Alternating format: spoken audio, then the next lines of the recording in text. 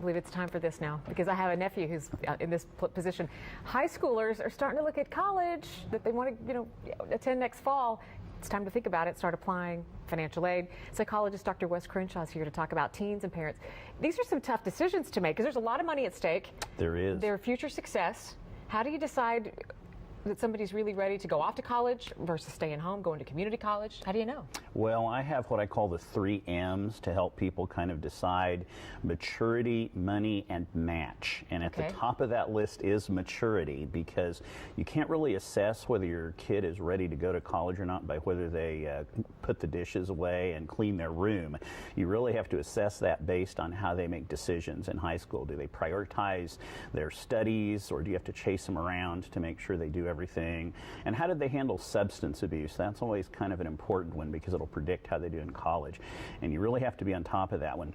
You also have to think about money, of course, and you have to think about what's sustainable over the course of at least 4 years. A lot of kids don't finish in 4 years and go on to graduate, and a lot of others have to go to graduate school. So it's a long-term financial investment, and it's one of the reasons why things like junior college can help balance some of those costs. And then there's the match issue, and we do something so crazy in our society. We ask kids who are 17 years of age, who are just getting to know themselves, to think, who am I and how am I going to fit in, and what kind of school? For the rest of your life? Exactly, or just even what school will I fit into? And they're just barely able to figure that out at this point. So lots of help, even professional help at that point is fine. People will spend $100,000 on an education and thousands on tutoring for the ACT and nothing on a professional to just sit down with a kid and talk through some of these issues. So I think that's helpful. Where do you find those professionals? Who do you suggest? Well, I know one who's excellent for that, but there are many in the metro who do that. But we do that a lot in our office, absolutely, in a college town.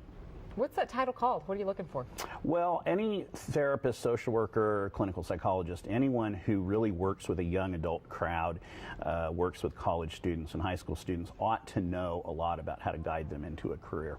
Okay. Now, for kids who pass the 3M test, what are some tips on choosing a college? Well, parents have to reel it in sometimes. Just because you enjoyed being a Jayhawk and waving the wheat, maybe your child wants to be a Tiger or a Wildcat, or they need to go to a smaller school. Sometimes people are very extroverted and their kids are very introverted, and so kids have to really have a lot of input into that decision.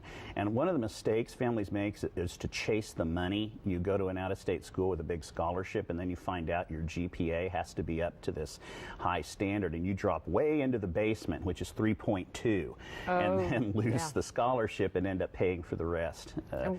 What does this last one mean? You go from where you start. You go from where you start. Freshman year has the paradoxical property of being one of the most important years a college student will have, and one of the times when they are least prepared to deal with it. And so if you're not really ready, it goes back to that maturity issue. If you're not really ready, you do not want to start college and blow your freshman year and end up paying back the grade point average for the rest of the time you're in college. It's a tricky situation. It can really handicap you going forward. Exactly. Thank you. Dr. Crenshaw has an office in Lawrence, and you can check out his website, drwest.com. You can also find him on Twitter. Nick?